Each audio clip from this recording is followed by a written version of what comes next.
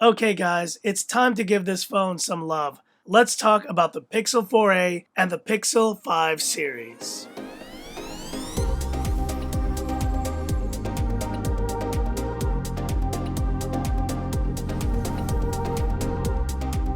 Hi guys, it's Frankie from Frankie Tech. Good to see you guys again, and I'm here today to talk a little bit about this Pixel 4a, which I've been using now guys for nearly a month. And I gotta tell you, of all the phones that I've used in the past couple of months, there's probably none other that I've gone back to more and have enjoyed more than this Pixel 4a. Now you guys may not know this, but from the start of Frankie Tech, I've always been a big Google phone user, from the Nexus series all the way up to the Pixel series, and I've typically had a Pixel phone in my possession for a long period of time. It was only until this past year when I sold the really disappointing Pixel 4 XL that I didn't have a Pixel phone in my possession for quite some time. But I'm so glad I gave Pixel a chance again, because this 4a has not disappointed. From the gorgeous 5.8-inch AMOLED display, really solid build quality guys. This phone is unapologetic about its plastic build quality, and yet it still feels more premium than all those phones out there pretending to be metal. And not just that guys, performance with the Snapdragon 730 on this phone has been great. I've had no slowdowns or hiccups, and with the latest Android 11 update, it has only gotten better. And obviously the star of the show has been the 12.2 megapixel camera, which has taken for me some of the best shots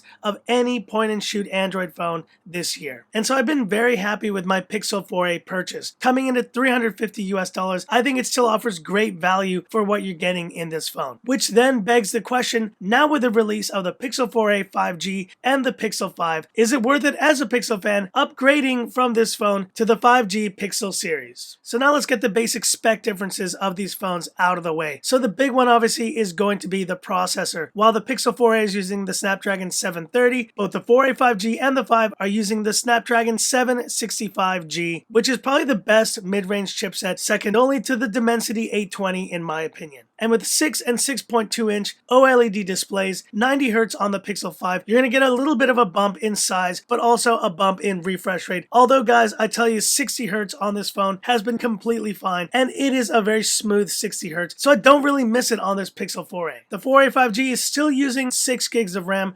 128 gigs of storage, but if you do want to step it up in the multitasking department, the Pixel 5 with 8 gigs of RAM will do just that. And the other big bumps we see are in battery life, and I have no complaints about the 3140 mAh capacity on this Pixel 4a. And standby on this phone has been terrific. The phone easily lasts me a day of use, but that means the 4a 5G and the 5 are going to be even better with 3800 and 4000 mAh capacities respectively. And now while I've loved the camera on the Pixel 4a, the one thing that I have missed, which I use on a lot of other phones, is the ultra wide camera. But the 4a 5G and the 5 do have the addition of a 16 megapixel ultra-wide camera on the back. Add to that the new video stabilization modes and night sight portrait mode, and you have a number of key upgrades that will only be available on the more expensive 5G Pixel series. But last but not least, the price. And this is where I think that this Pixel 4a really has an advantage, coming in at $350 versus the $499 for the Pixel 4a 5G and the $699 for the Pixel 5. What are you getting in the Pixel 5 for those extra $200? Well, you get wireless charging, reverse wireless charging, an aluminum build, faster refresh rate, and IP68, which is definitely a more premium feature to have on a phone. And yet there is something you get on this Pixel 4a and the 4a 5G that you don't get on the Pixel 5. A 3.5 millimeter headphone jack. I don't use it very much, but I do think it is worth mentioning. And so in my opinion, while the Pixel 5 does sound great, I think it's still a bit overpriced for a Snapdragon 765 chipset. Now my US audience, you may say, but Frankie Tech, it's still a good deal. But once you see the other phones we can get on the market with a 765, like the Mi 10 Lite 5G, yes, even the OnePlus Nord and many other phones are still offering better value with that chipset than the Pixel 5. But I think the most compelling device is actually the 4a 5G, which I do consider the 4a XL version of this phone. And not only are you getting the largest display of the three, you're also getting that same ultra-wide 16 megapixel camera on the back, a still very large battery capacity, 3800 milliamperes, and of course 5G capability. So ultimately guys, I haven't decided yet if I will be upgrading from this 4a to the 4a 5G, or if I'm going to consider an even bigger jump to the Pixel 5 with that gorgeous green color. But we shall see guys. Getting Pixel phones phones in Hong Kong is much harder than in other markets. You're always going to have to pay a bit of a premium, and given how well this Pixel 4a has performed for me, maybe this is the year I actually stick with the A series of Pixel phones, because honestly there's probably no other phone that I've underestimated more and that I've enjoyed more this year than the Pixel 4a.